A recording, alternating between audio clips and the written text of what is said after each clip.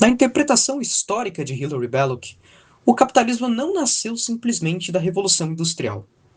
As fábricas e as máquinas não criaram o capitalismo, elas apenas ampliaram uma transformação anterior e mais profunda, a dissolução da propriedade amplamente distribuída que caracterizara a antiga sociedade cristã europeia. A Inglaterra medieval havia sido em grande medida uma sociedade de pequenos proprietários. Camponeses possuíam terras, artesãos possuíam suas ferramentas e corporações de ofício regulavam a produção. O trabalhador não dependia inteiramente de salários para sobreviver, pois detinha meios próprios de subsistência. O ponto decisivo ocorreu com a expropriação sistemática dessas propriedades.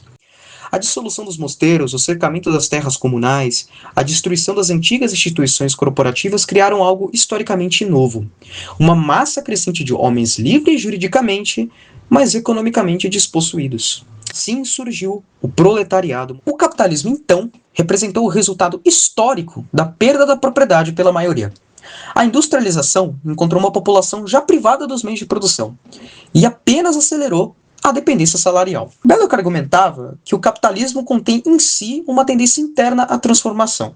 Quando a propriedade se concentra progressivamente e a maioria depende exclusivamente do salário, surge um problema social permanente. Como garantir estabilidade a uma população economicamente insegura? A solução encontrada pelas sociedades modernas foi paradoxal.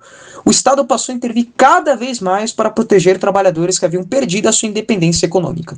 Leis trabalhistas, seguridade social e regulações surgiram não para abolir o capitalismo, mas para estabilizar as suas consequências sociais.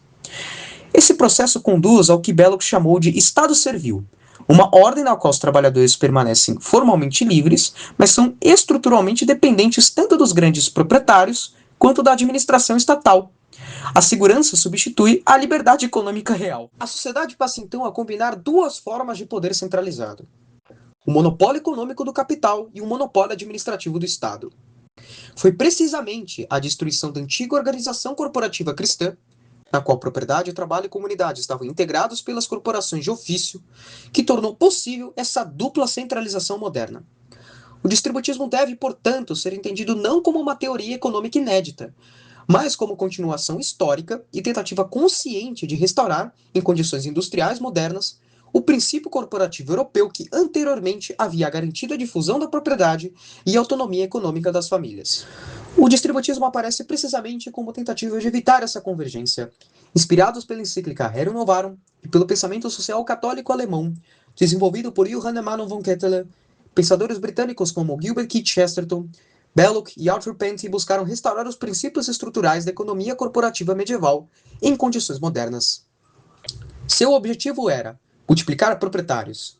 A propriedade deveria ser suficientemente difundida para impedir o monopólio, suficientemente estável para garantir autonomia familiar, suficientemente pequena para permanecer humana. Corporações profissionais reuniriam proprietários, trabalhadores e técnicos dentro do mesmo organismo social, regulando salários, qualidade produtiva e formação profissional segundo critérios morais e comunitários.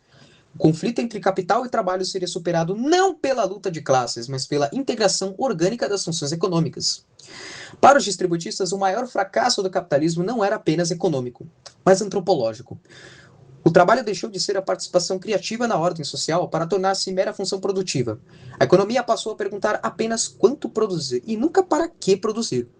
O homem moderno trabalha cada vez mais afastado do resultado do seu próprio labor. A produção é determinada por centros financeiros distantes. O trabalhador raramente reconhece no produto final algo verdadeiramente seu. Surge então a alienação, e não apenas material, mas existencial. O distributismo responde recolocando o trabalho dentro de sua finalidade humana. Sustentar a família, desenvolver capacidades pessoais, integrar o indivíduo à comunidade e participar da ordem moral da sociedade. A economia deixa de ser um sistema autônomo e volta a ser um instrumento subordinado ao bem humano. A expressão central do distributismo resume toda a sua filosofia. Uma economia verdadeiramente humana não pode ser julgada apenas por índices de crescimento, produtividade e expansão tecnológica. Ela deve ser avaliada segundo critérios mais fundamentais. Quantas famílias possuem propriedade real? Quão estáveis são as comunidades locais? Se o trabalho confere dignidade, se a vida econômica fortalece a vida social. O distributismo busca restaurar o princípio permanente da civilização cristã europeia. A economia existe para o homem, não o homem para a economia. Somente quando a propriedade, trabalho e comunidade voltam a coincidir é possível falar de uma ordem econômica construída, verdadeiramente, como se as pessoas importassem.